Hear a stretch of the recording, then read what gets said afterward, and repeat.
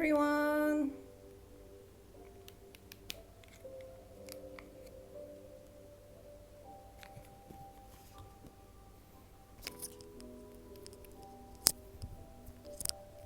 Hi everyone. Good evening semuanya.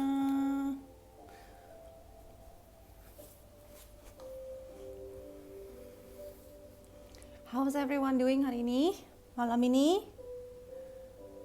Udah pada kenyang makannya?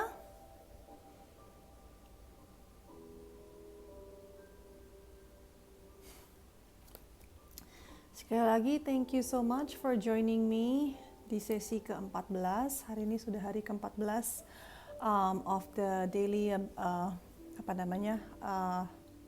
self-healing abundance live session ini. So I just want to thank everyone semuanya, berterima kasih banyak kalau misalnya buat teman-teman yang sudah ngikutin 14 hari ini.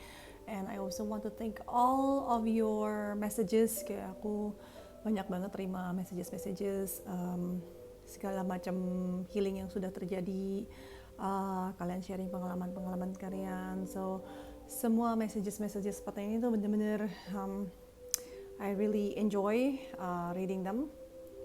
Dan aku juga ikutan senang buat kalian semua. So thank you so much for sharing that with me. Oke, nah hari ini aku agak-agak bingung tadi persiapan tuh mau bahasnya tentang apa. Dan akhirnya setelah bolak-balik beberapa topik, akhirnya I decided to go with this one.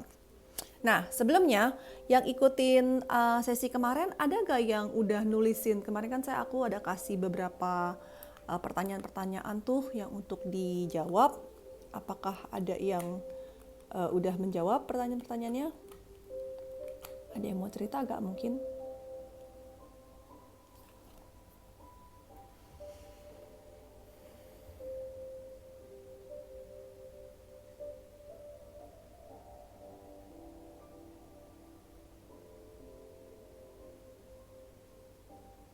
Hi everyone, welcome.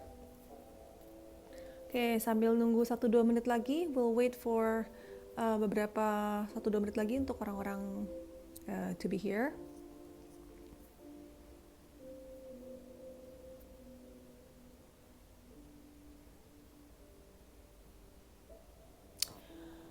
Oke, nah mungkin aku akan mulai dulu sesinya.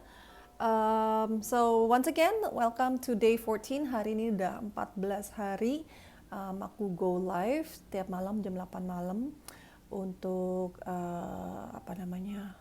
membahas tentang abundance, self healing. Jadi first of all aku sangat berterima kasih atas semua kehadirannya kalian semua. So thank you so much for joining setiap malam jam 8 malam.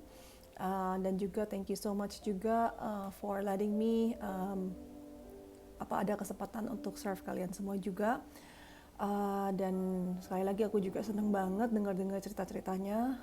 There are a lot of amazing things yang sudah terjadi di dalam 14 hari ini, dan nggak disangka hari ini udah hari ke-14. Looking back, aku juga nggak kepikiran sih that aku bisa menyelesaikan 14 hari ini gitu, and that's amazing.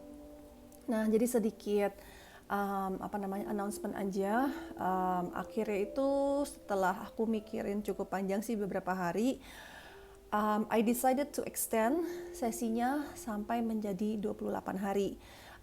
Tadinya sempat kepikiran apakah berapa hari yang lalu ya, 2 atau 3 hari yang lalu aku pernah sempat lempar pertanyaan, kira-kira kalau ini dibikin sesinya lebih private gitu, mungkin nggak IG live, lebih private dan subscription base, misalkan per minggu ada biaya fee-nya gimana gitu. Dan ternyata 17 orang responded mau untuk ngikutin gitu walaupun ada subscription fee-nya. So I was so touched that kalian willing to do that.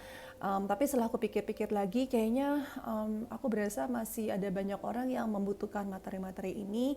Jadi kalau dibawa ke bagian private, mungkin orang-orang yang agak telat ini yang harusnya di sini tapi belum tahu, mungkin karena belum nyampe ke mereka, kayaknya agak sayang. Jadi aku decided to lanjutin sampai 24 hari. need extend lagi 14 hari lagi, sorry sampai 28 hari ya.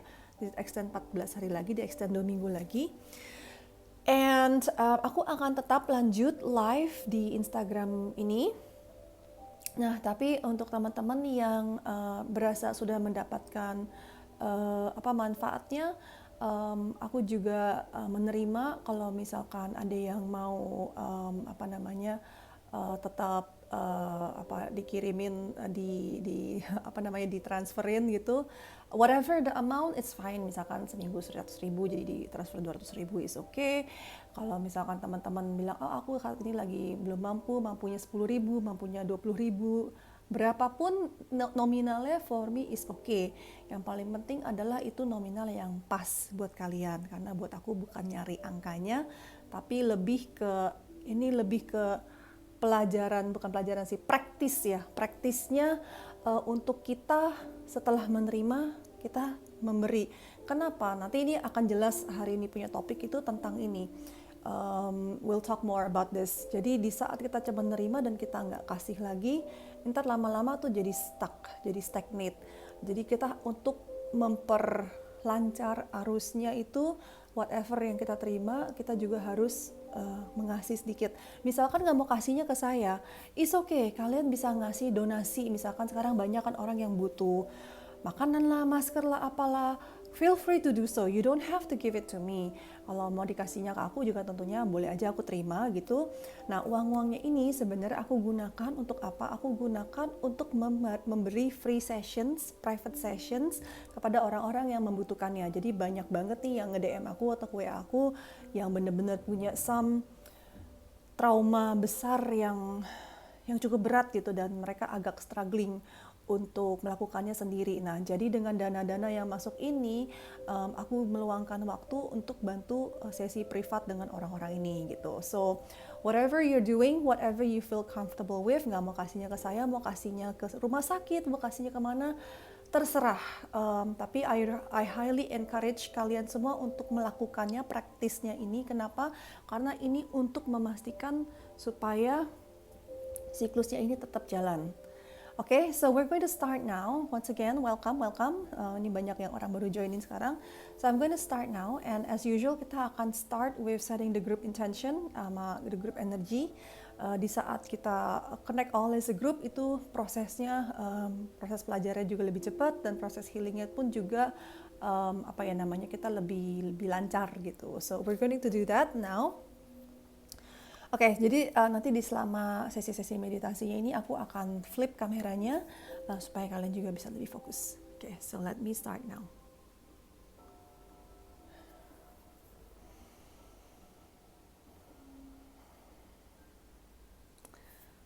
So we're going to focus on a point. Kita akan fokus matanya di satu titik. Seakan-akan kita lagi melototi titik itu. Lalu setelah itu kita akan pejamkan matanya. Nah, tapi sambil kita merem, bayangin kita tuh seakan-akan kayak masih melototin di titik yang sama itu. Dengan melakukan ini, kita akan lebih fokus lagi di dalam meditasinya. Nah, sekarang bayangin kita semua ini part of a group. Anggap aja kita ada di satu ruangan, kita semua bersama, and we can say hi to one another. Lalu kita akan semuanya say hi, high five, hugs, and just welcome everyone as part of the group. Untuk orang-orang yang agak telat, kita juga akan include mereka di dalam grupnya. Tentunya untuk orang-orang yang akan nonton rerun-nya, mungkin nanti di story atau bahkan di YouTube-nya, kita akan include mereka as part of the group. Jadi bayangin satu lingkaran ini penuh dengan orang-orang yang menjadi satu grupnya kita ini. Nah, sekarang kita akan bikin satu bubble di tengah-tengah grup ini. Dan kita akan tumpahkan semua yang sudah kita pelajari selama 14 hari ini. Semua aha moment, semua breakthrough, semua clarity, semua titik-titik terang yang kita baru ngerti, semua perubahan pola pikir yang sudah kita dapetin, semuanya kita tuangkan ke sini. Bagi teman-teman yang mungkin masih struggling, kok aku kayaknya belum ngerti ya, aku kayak belum dapet itunya ya. Just be patient, sabar sama diri sendiri, nggak usah tergesa-gesa, karena momennya itu akan datang. Just trust in the process, percaya aja dengan prosesnya. Oke, dan I'm going to ground semuanya ini. Dan we also set our intention. Jadi intentionku adalah selalu apapun yang terjadi itu for the highest good. Dan tentunya saya juga intentionnya adalah untuk semua orang to have fun, to feel connected. And juga kalau kalian punya intention masing-masing boleh ditumpahkan ke dalam circle ini. And just see that everything is connected as one. And smile and open your eyes. Okay. Hi. Alright. Nah, hari ini seperti tadi aku bilang, aku agak-agak bingung gitu tadinya mau ngomongin yang topik mana ya. Ada beberapa topik yang menurutku harus diangkat, jadi aku kayak aduh yang mana dulu ya. So in the end I decided to go with this particular one. Nah, jadi topik hari ini sangat-sangat berarti, especially juga buat diriku juga.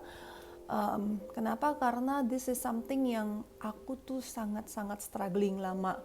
Jadi kalau boleh cerita sedikit, aku tuh mulai my personal development, healing, self-healing journey ini tuh udah mungkin sekitar berapa tahun ya, beberapa tahun terakhir inilah. Tapi yang paling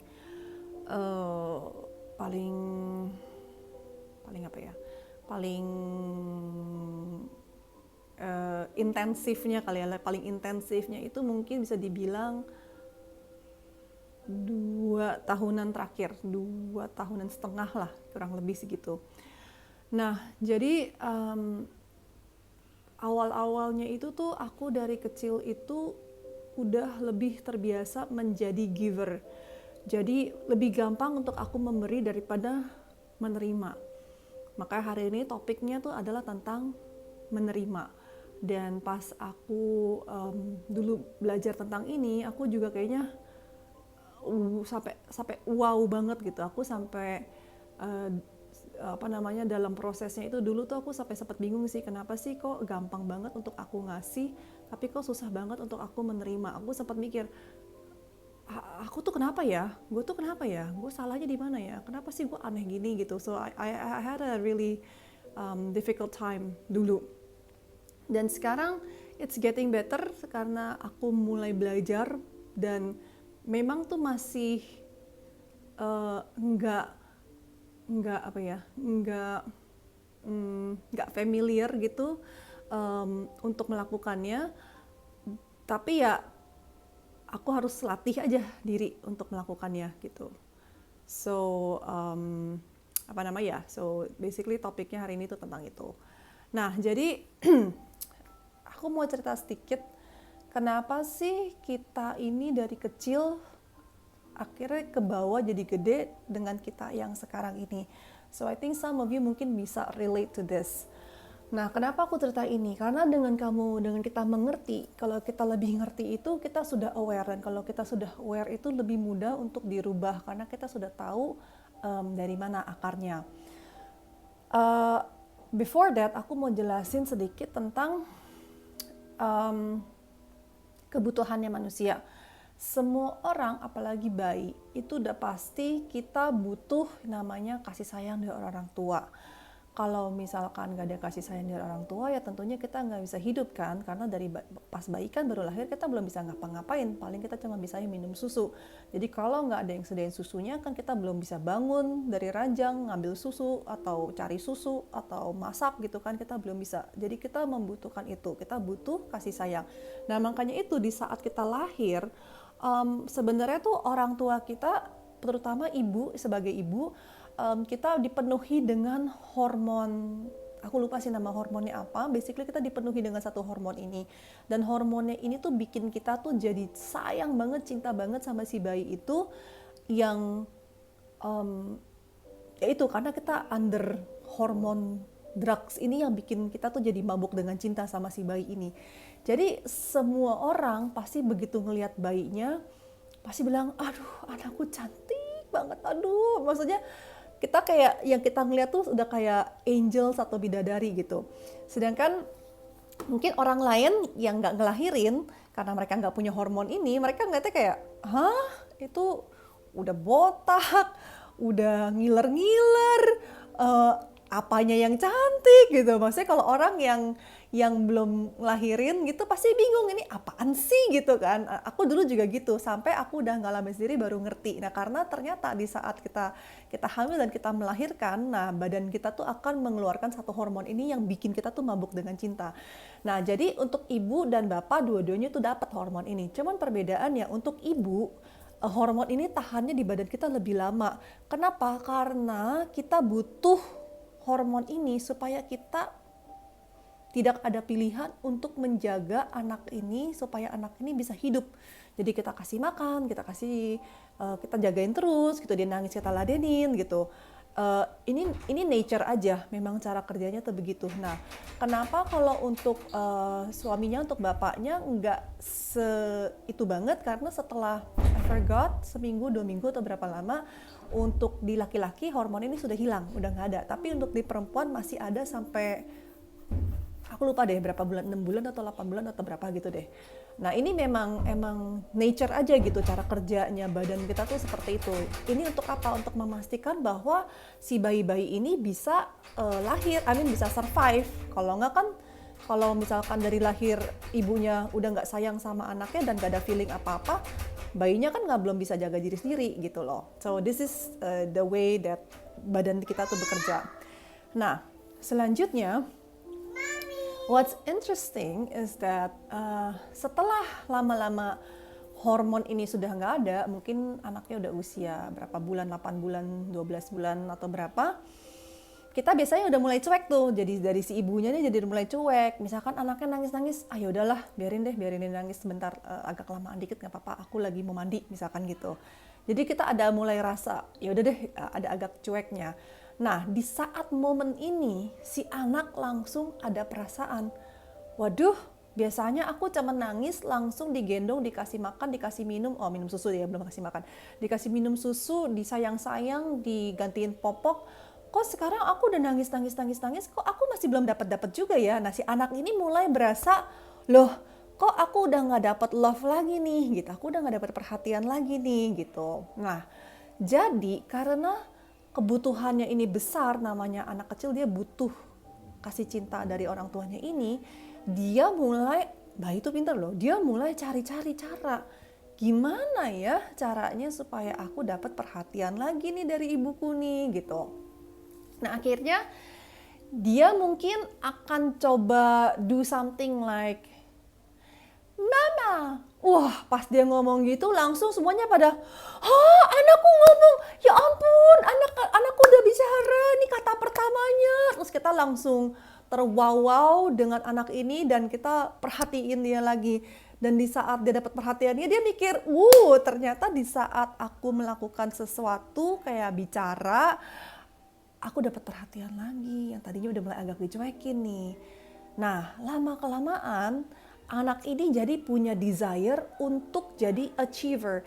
Jadi dia kepingin selalu menonjol, karena di saat dia menonjol, kayak misalkan tadi bisa ngomong, mungkin nantinya gedean pinter sekolahnya, atau pokoknya dia selalu bagus, hebat gitu ya, berprestasi. Karena dia dari kecil pikir bahwa kalau aku berprestasi, aku disayang sama ibuku, aku dapat kasih cinta dari mamaku. Di bawah alam sadar kita, itu tuh kita kebawa sampai dewasa. Nah aku tipe salah satu orang yang seperti itu. Lalu banyak lagi deh, misalkan ada lagi yang sama nih ya ceritanya, mamanya udah mulai sibuk, mungkin udah nggak seperhatian dulu gitu ya, karena itunya hormonnya udah mulai berkurang.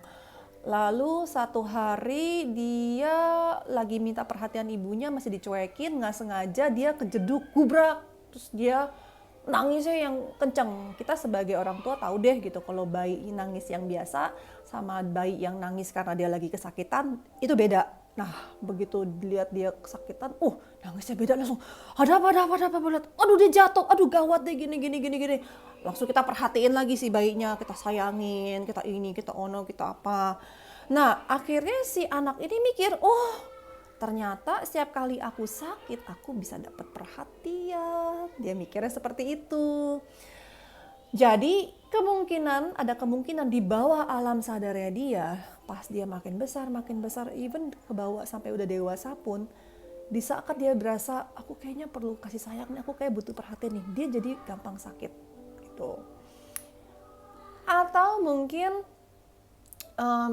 anak ini kurang lebih sama ceritanya dia, tapi satu hari dia kasih bentuk-bentuk muka yang aneh. Anak kecil kan suka gitu kan, kayak dia ngapain terus orang tuanya kayak ketawa, aduh anakku lucu banget, lihat dia tuh lucu banget gitu. Nah ternyata anak itu kan langsung ngerti kan, ternyata pas aku kayak gitu-gitu, orang tua aku ketawa, wah aku dapat perhatian lagi. Nah jadi mungkin orang yang seperti ini nanti gedenya maybe bisa jadi komedian atau orang yang ada tuh orang tuh yang tiap kali bikin orang ketawa aja gitu, kayaknya kalau deket-deket dia ketawa terus kan, ada ya anak yang seperti itu kan. Nah itu mungkin karena dia dulu kecil dia tahu bahwa di saat aku bikin orang ketawa aku dapat perhatian dan aku dapat love.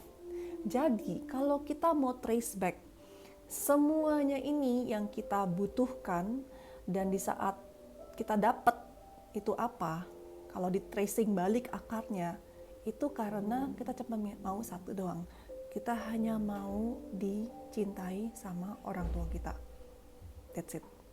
Dan kalau sampai ada feeling itu yang nggak terpenuhi, pada umumnya banyak orang-orang yang feeling itu tidak terpenuhi. Misalkan dia maunya disayang ya caranya gimana, tapi cara orang tuanya nyayanginya itu caranya beda. Karena gini loh, kita menyayangi orang dengan cara yang kita mau disayangin sama orang lain. Karena referensinya itu adalah kita. Sedangkan yang orang itu butuhkan cara kasih sayangnya itu bukan yang cara kita kasih. Mereka punya kebutuhan yang berbeda. Jadi kalau kita ngasihnya kasih sayang dengan referensi kita, orang yang menerima kasih sayangnya itu nggak akan ketemu, maksudnya nggak akan hausnya nggak hilang, karena definisinya dia sayang itu tuh beda dengan yang cara dikasihnya. Is this making sense? Kayak aku selalu kasih contohnya gini ya, nih jangan ketawa ya. Jadi aku tuh pernah komplain sama suamiku, aku bilang gini, Say, kamu mah nggak sayang sama aku. Terus dia bingung, hah? Nggak sayang? Kok kamu bilangnya gitu? Kan tadi udah ini udah disebutin, tadi kan kita udah apa, misalkan saya udah ini, udah ono, pokoknya dia, menurut dia udah kasih atau menunjukkan melakukan semuanya yang tanda-tandanya itu dia sayang sama aku. Tapi dia bingung, kok aku masih bilang aku nggak berasa dia sayang ya, dia bingung. Terus dia bilang, emang mungkin kadang orang yang disayang nggak berasa kali ya, dia bilang gitu. Terus akhirnya aku bilang, coba deh, kamu tanya aku maunya apa. Terus dia kayak, oke, fine, kamu maunya apa emang ya? Aku maunya di-hug. Terus dia bingung, hah? 2 menit yang lalu baru kita hug, dia bilang. Terus kok bilangnya kamu gak pernah di-hug? Terus aku bilang, itu gak dihitung. Terus dia bingung, kenapa gak dihitung? Soalnya hak itu ya tidak direncanakan. Jadi bukannya mari kita hak 1, 2, 3 hak gitu. Itu mah enggak, aku bilang. Hak itu tuh kayak di film-film tuh, tiba-tiba di hak aja, itu kan lebih romantis gitu loh. Nggak usah kayak janjian dulu. Kalau kamu mah haknya gini, ya sini, hah kenapa? Sini cepetan sini, hah kenapa? Aku samperin, sini deketan, hah kenapa sih, ada apa sih, deketan, terus dipuk, udah, itu haknya dia. Aku kayak itu mah bukan hak gitu. And I know it sounds silly, pas aku ceritain dia juga ngakak gitu, aku sendiri sambil cerita juga ngakak. Tapi that's exactly true. Yang kita mau, walaupun udah dikasih, tapi karena cara step by stepnya itu beda dengan yang kita mau, akhirnya walaupun sudah terjadi pun juga aku berasa itu nggak dihitung. This is exactly what happens. Kita dengan orang tua kita tuh juga kayak gini. Kita maunya orang tua kita tuh sayangnya kita gimana, tapi cara dia sayanginnya beda karena menurut dia yang mereka mau dari orang tuanya gimana dan tidak didapatkan, jadi dia kasih itu ke kita karena dia pikir itu yang kita mau, padahal itu dia yang mau sebenarnya, bukan yang kita mau. Jadi akhirnya kita makin besar itu ada rasa kasih sayang yang kita berasa kita nggak dapet. Bukannya kita bilang, pasti kita tahu sih, of course semua orang tua sayang. Iya, we know secara teori. Tapi nggak berasa gitu. Some people tuh berasanya kayak gitu. Nah akhirnya sampai gede, mereka berasanya kayak, gue kenapa sih ya? What's wrong with me? Kenapa ya? Kok nggak worthy ya? Kok sampai orang tuaku aja kok nggak bisa menyayangi aku sih gitu. Padahal bukannya orang tuanya nggak nyayangin, tapi caranya tuh berbeda dengan apa yang kita mau. Nah, guess what? Hari ini aku akan ajarin teman-teman untuk menjadi the best parent, the best orang tua untuk diri sendiri. Karena yang paling tahu kita butuhnya apa, itu hanya diri kita sendiri. Orang tua kita nggak tahu, suami kita nggak tahu, anak kita nggak tahu. Yang tahu persis butuhnya apa, itu diri kita sendiri. Jadi artinya apa? Artinya orang yang paling bisa memenuhi semua kebutuhannya ini dengan cara yang sangat spesifiknya itu gimana? Yang tahu hanya diri kita. Jadi artinya apa? Kita yang harus memenuhi itu semua sendiri. Nah, jadi pas aku mulai ngerti konsep ini, aku baru, oh ternyata begitu toh. Jadi ternyata bukannya orang tua nggak sayang sama aku, caranya dong yang berbeda. Ya udah. Di saat kita kecil, memang kita butuh untuk hidup ya, kita butuh kasih sayang dari orang tua itu. Kalau nggak ada yang kasih makan, nggak ada yang kasih minum, nggak ada yang urusin, nggak ada yang jagain, mungkin kita nggak hidup. Tapi setelah usia berapa? 18, 20, kita sudah tidak butuhkan itu lagi. Kenapa? Karena kita sudah bisa survive sendiri. Sekarang emangnya masih disuapin orang tua? Enggak kan? Sekarang emangnya masih digandengin orang tua takut kalau nyebrang jalan jatuh atau kalau lagi kenapa-napa kan udah enggak, kita udah bisa mandiri sendiri.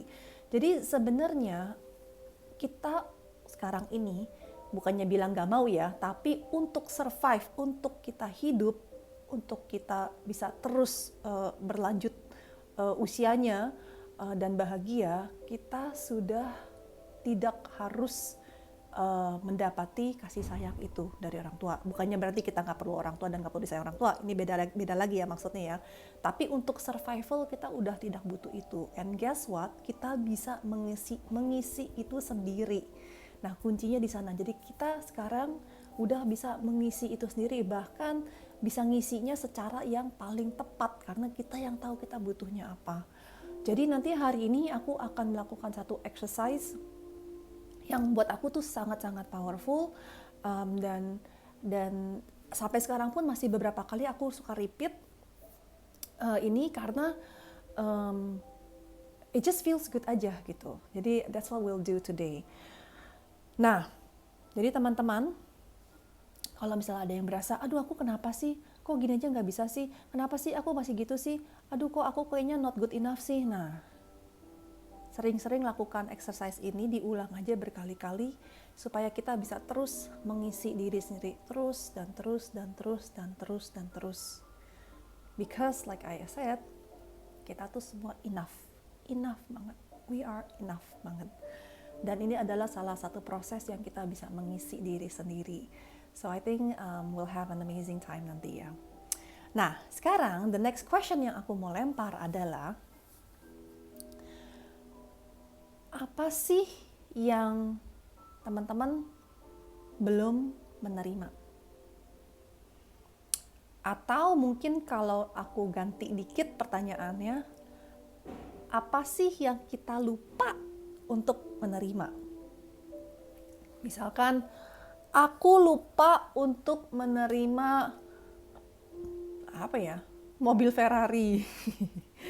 Aku lupa untuk menerima uang $1 juta misalkan, atau aku lupa menerima pasangan hidup, aku lupa untuk menerima kenaikan gaji atau bonus, aku lupa untuk menerima kesehatan yang baik. You know, whatever it is, pasti di kehidupan kita tuh ada yang kita lupa untuk menerima ini.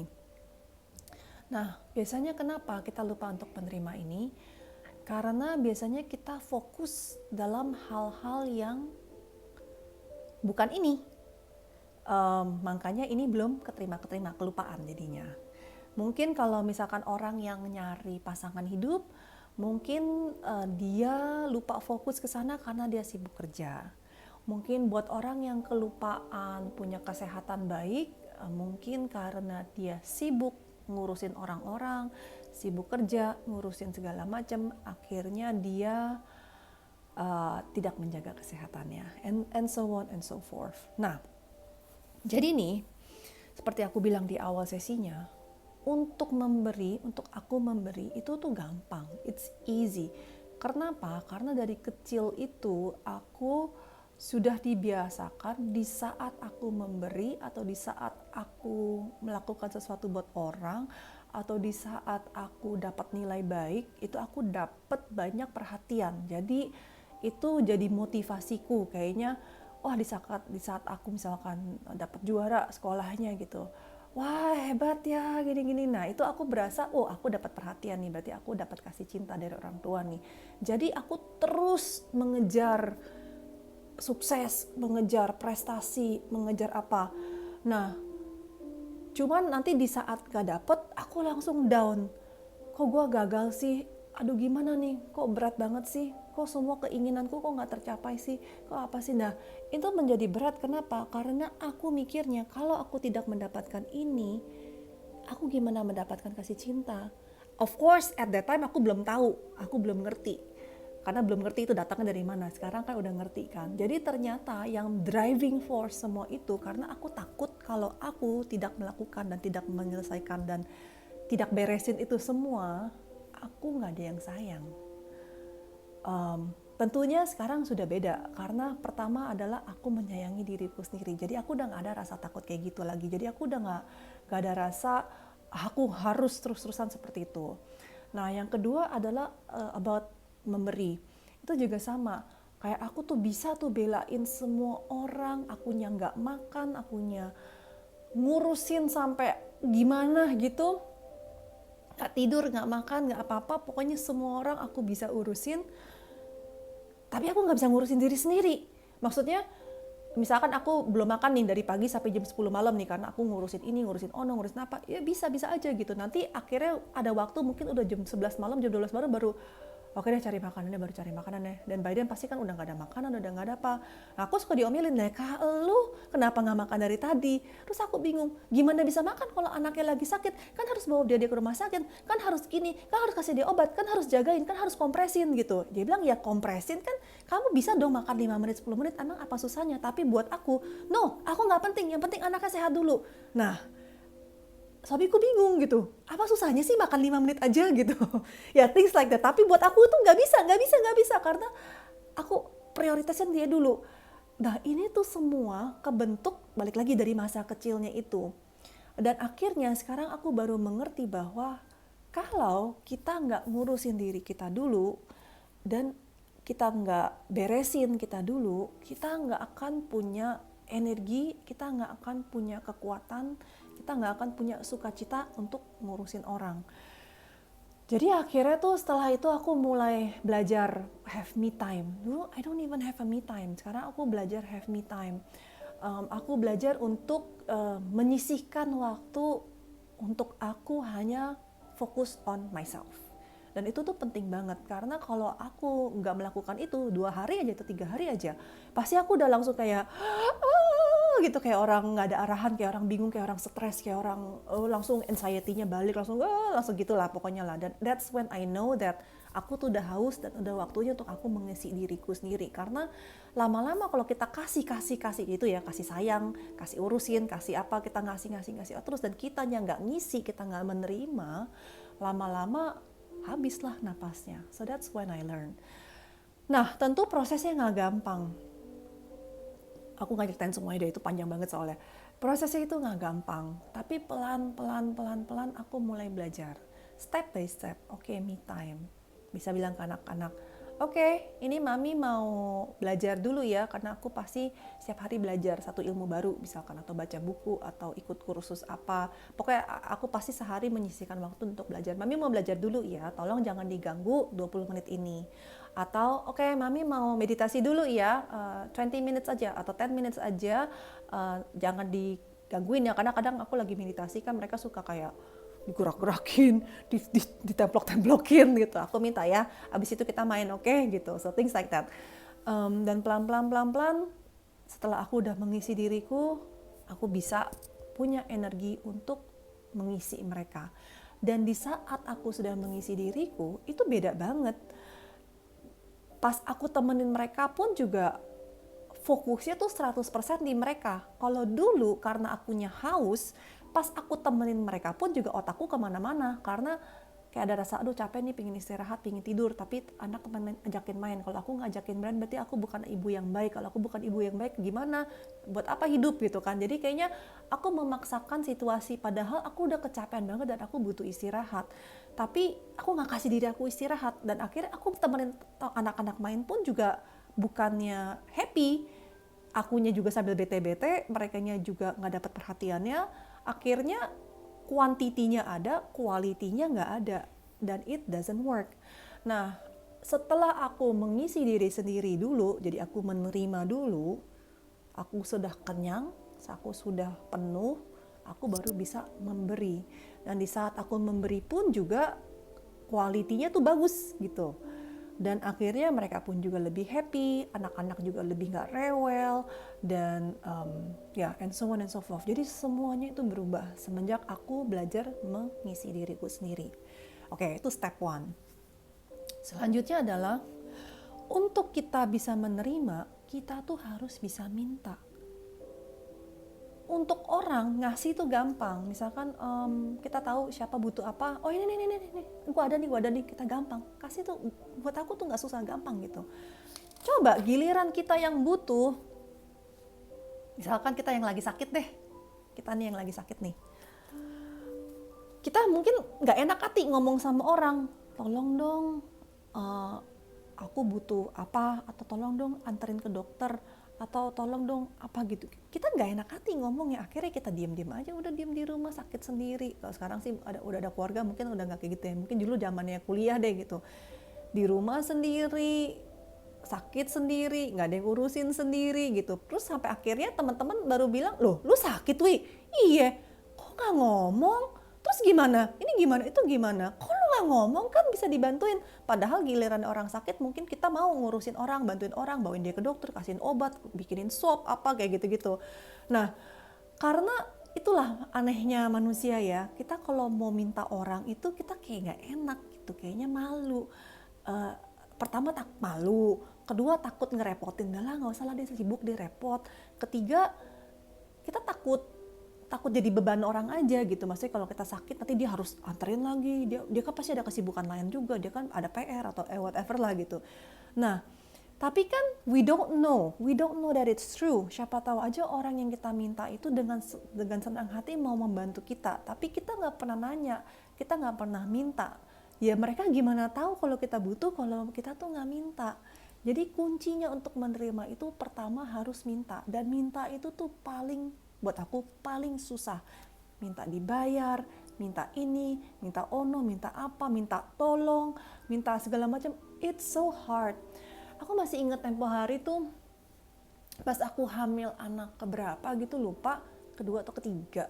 Dan tempo hari cukup having some issues sama pregnancy ya, jadi aku harus bed rest. Jadi secara emosional pun juga aku sangat stres banget gitu, karena takut maksudnya kalau kenapa-napa gitu kan, karena udah harus bed rest. Aku juga punya riwayat keguguran. Jadinya sampai akhirnya satu titik yang aku udah gak sanggup lagi, karena at that time tempo hari aku masih ngantar anak sekolah, ngantar anak ngeles, belum running a business, belum apa, semua masih ngerjain semuanya sendiri.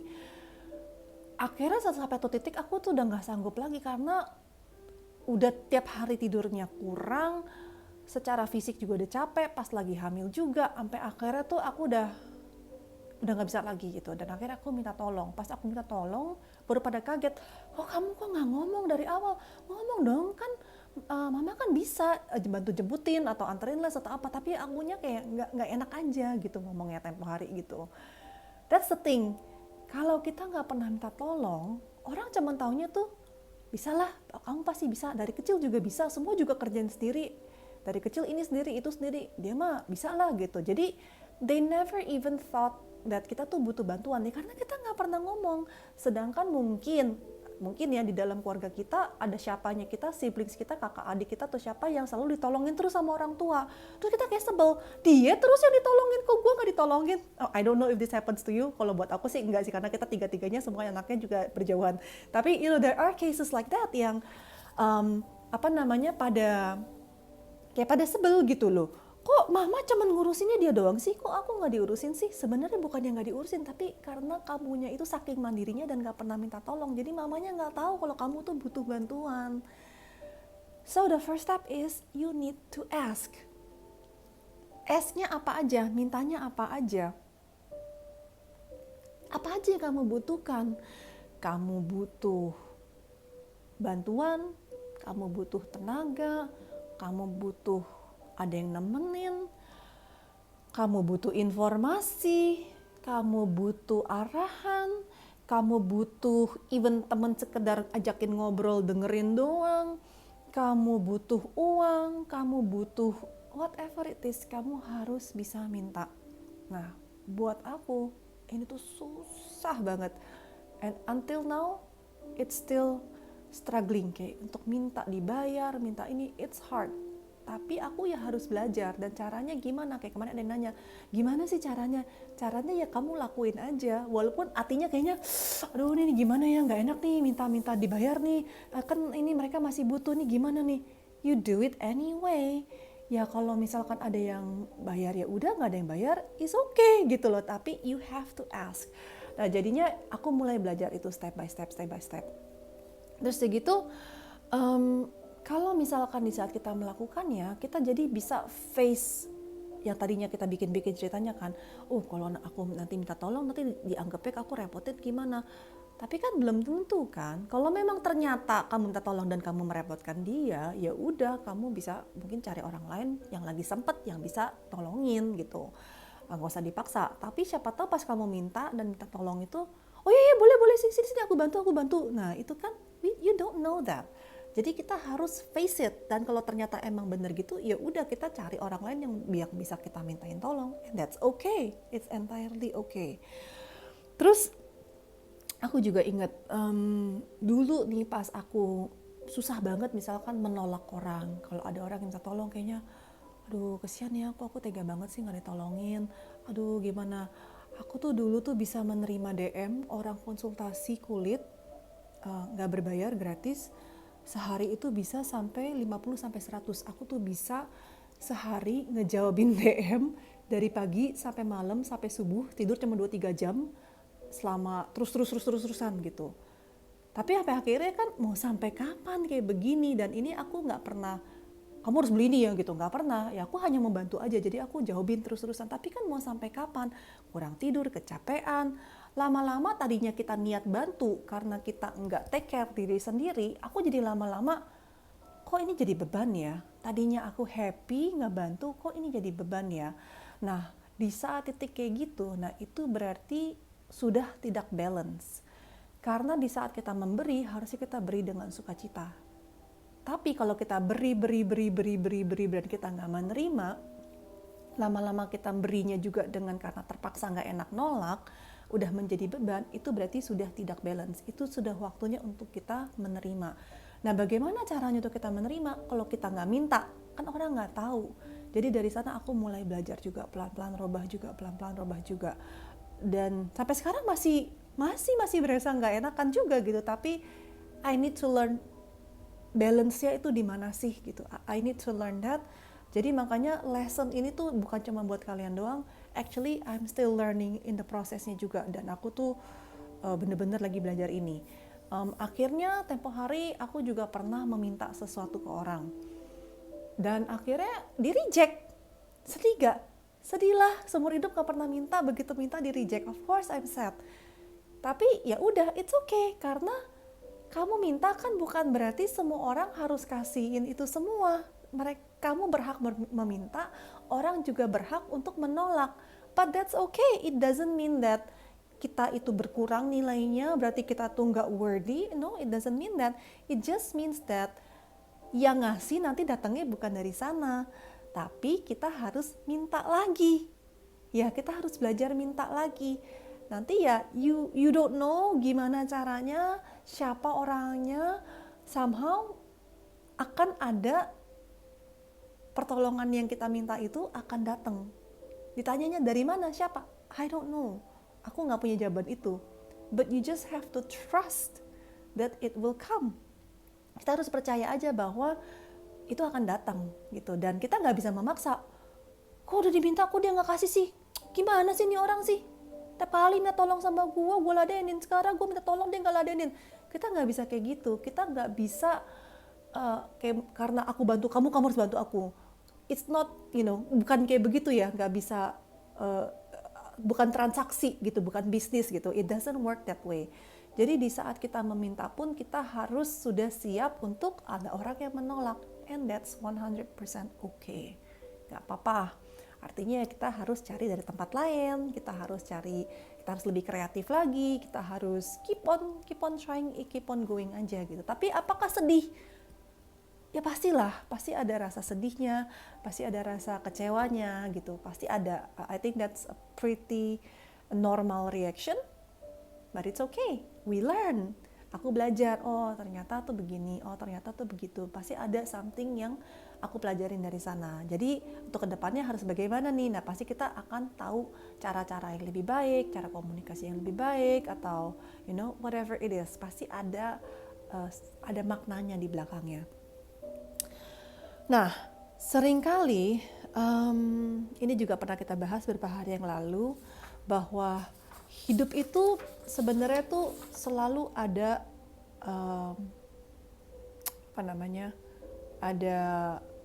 ada hadiahnya.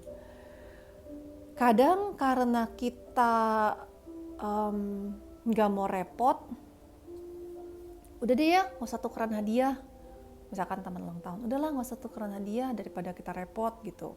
Tapi mendingan mana? Mendingan kita hidup yang selalu dapat hadiah atau yang hidup yang nggak pernah dapat hadiah. So I leave that untuk kalian tuh dipikir-pikir lagi. Nah basically di dalam kehidupan kita ini, kita tuh selalu menukar energi. Kayak memberi itu energi, menerima itu juga energi. Kita memberi energi, kita menerima energi. Jadi seperti kayak saya udah bilang berhari-hari, ini adalah satu siklus. Dan kuncinya tuh apa? Kita mulai dari menerima. Kalau kita nggak terima dulu, kita nggak akan bisa memberi. So think about it, dari kita lahir, kita mulai dari menerima kan. Dari bayi itu kita nggak bisa ngapa-ngapain, kita terima kasih sayang, kita terima makanan, kita terima diurusin, kita terima digedein, kita terima. Lalu sampai saatnya kita sudah bisa, baru kita bisa berkarya dan kita bisa memberi balik. Problemnya sekarang ini banyak orang yang tidak pintar menerima. Ada yang bisa minta, sudah minta pun, dikasih depan mata pun nggak bisa nerimainnya. Nah, jadi kita harus belajar untuk menerima dulu. Terimalah sampai kita penuh. Pas kita udah penuh, kita akan bisa memberinya dengan sukacita ya, bukannya terpaksa. Benar-benar karena kita memberi. Kalau kamu berasa kamu belum bisa memberi, kamu masih haus karena kamu terimanya masih kurang, ya terimalah dulu, gak usah feel guilty, karena semuanya pasti ada waktunya. Dan di saat kamu sudah terima, kamu sudah makan, kamu sudah minum, dan kamu sudah kenyang, dan ini masih datang terus sampai kamu udah bingung ini mau diapain lagi nih, udah luber-luberan nih. Ya udahlah, kamu mulai ngasih ke orang karena kamu udah kelebihan. disimpan juga percuma, gak berguna buat kamu. Kamu mulai kasih orang. Nah, di saat kamu di posisi itu, kamu bisa mengasihi dengan sukacita. Jadi kuncinya tuh di situ ya, kita harus selalu menerima terus. Mulai dari menerima, baru kita bisa memberi, maksudnya gitu.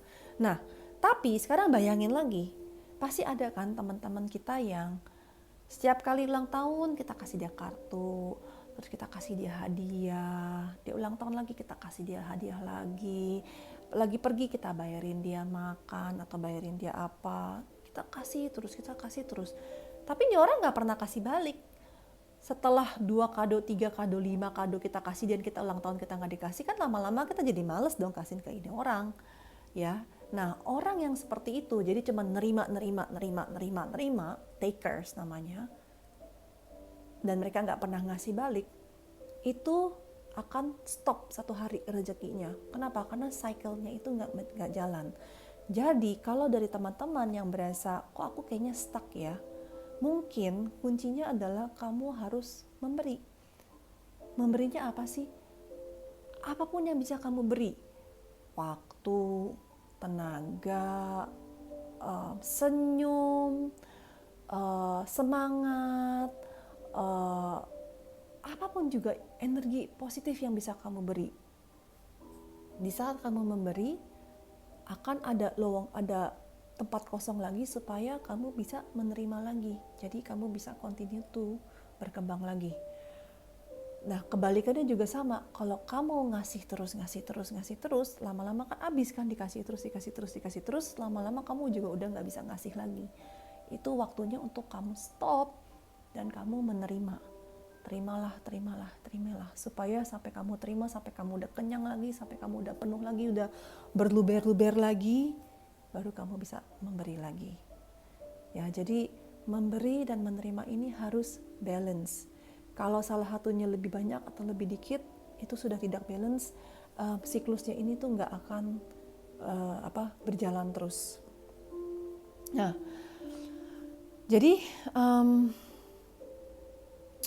hidup itu kadang kita itu terimanya itu dalam bentuk yang kita nggak tahu bahwa ini tuh sebenarnya kita nerima blessing, karena datangnya itu dalam bentuk yang tidak cantik. Contohnya apa? Ini adalah hal-hal yang terjadi yang negatif gitu. Misalkan kayak sekarang lagi ada pandemi, misalkan lagi ada kecelakaan, ada yang sakit, kehilangan kerjaan, atau rumah kebakaran, atau rumah kebanjiran, atau kena tipu orang, whatever it is lah. Semuanya tuh juga sebenarnya hadiah. Kadang tapi kita nggak bisa menerimanya karena kita nggak mau ngelihat. Hadiahnya ini datangnya bukan dalam bentuk yang cantik, bukan dalam box yang bagus, bukan dalam pita yang cantik yang kita pas terima, ini pasti hadiah yang cantik gitu. Jadi dalam bentuknya tuh yang tidak cantik, dalam kemasan yang tidak berbentuk. Jadi kita pikir nggak mau kita buang. Nah, padahal kalau hadiah ini kita terima dengan baik, kita buka isinya, kita baru ngerti ternyata there is something di dalamnya yang harus kita terima. Tapi kalau kita nggak buka, kita nggak akan lihat itu. Nah, oke, teman-teman, ini waktunya udah mau habis, tinggal 1 menit, jadi aku akan stopin dulu. We'll come back. Aku akan lanjutin dari sini ya. So please hop back in. Aku akan mulain. Tapi give me 1 minute. Aku butuh ambil air. Lupa siapin botol minum hari ini. So I'll be right back. Ini aku akan stopin dan aku akan mulain lagi. Okay? So I'll see you guys in 2 minutes.